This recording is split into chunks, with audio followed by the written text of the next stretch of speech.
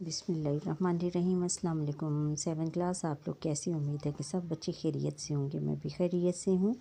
پچھلی نشست میں ہم نے صحابہ کرام رضی اللہ تعالیٰ عنہم، حضرت عبداللہ بن عباس، حضرت ابی بن کعب، حضرت زید بن ثابت، حضرت ابو ہریرہ، حضرت عبداللہ بن عمر رضی اللہ تعالیٰ عنہم کے بارے میں پڑھا تھا۔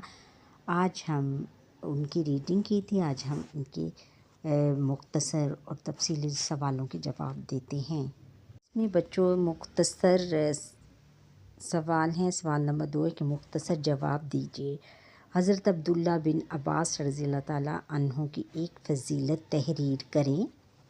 ان کی ایک فضیلت بچوں یہ ہے کہ حضرت عبداللہ بن عباس رضی اللہ تعالیٰ عنہ کے ایک شاگرد بیان کرتے ہیں کہ ایک مرتبہ حج کے موقع پر حضرت عبداللہ بن عباس رضی اللہ تعالیٰ عنہ نے خطبہ دیا اور اس میں سورۃ النور کی تفصیل بیان کی، جس میں میں کیا بتاؤں کہ وہ تفسیر کیا تھی، اس سے پہلے نہ میرے کانوں نے سنی اور نہ آنکھوں نے دیکھی تھی۔ اگر اس تفسیر کو فارس اور روم والے سن لیتے تو پھر اسلام سے انہیں کوئی چیز نہ روک سکتی۔ یعنی ان کا انداز بیان اتنا زیادہ وسیع و عریض تھا، اتنی ان میں جو ان کا لب و لہجہ بہت زیادہ متاثر کن تھا، اور قرآن مجید کی جو تفسیر، یعنی قرآن مجید کو کھول کر انہوں نے جس طرح اور جس زبان میں بیان کیا، اس کی مثال، وہ اپنی مثال آپ ہیں۔ اور وہ کہتے ہیں کہ اگر فارس اور روم والے بھی اس کو سن لیتے تو ان کو کوئی چیز بھی اسلام قبول کرنے سے نہیں روک سکتی تھی۔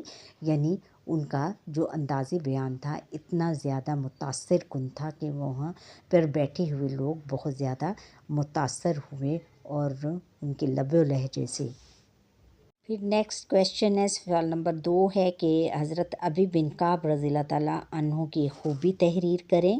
ان کی خوبی ایک تو یہ ہے بچوں، رسول اکرم خاتم النبیین صلی اللہ علیہ وسلم نے حضرت ابی بن کعب رضی اللہ تعالیٰ عنہ سے قرآن مجید سیکھنے کا حکم دیا قرآن مجید سیکھنے کا حکم دیا۔ پھر دوسری خوبی یہ ہے کہ حضور خاتم النبیین صلی اللہ علیہ وسلم نے فرمایا قرآن مجید کے سب سے بڑے قاری ابی بن کعب ہیں۔ ان میں سے یہ 2 خوبیاں میں نے بیان کی ہیں، آپ کوئی ایک لکھ سکتے ہو۔ اب بیٹا سوال نمبر 3 ہے کہ حضرت زید بن ثابت رضی اللہ تعالیٰ عنہ کی خصوصیت تحریر کریں۔ یہ خوبی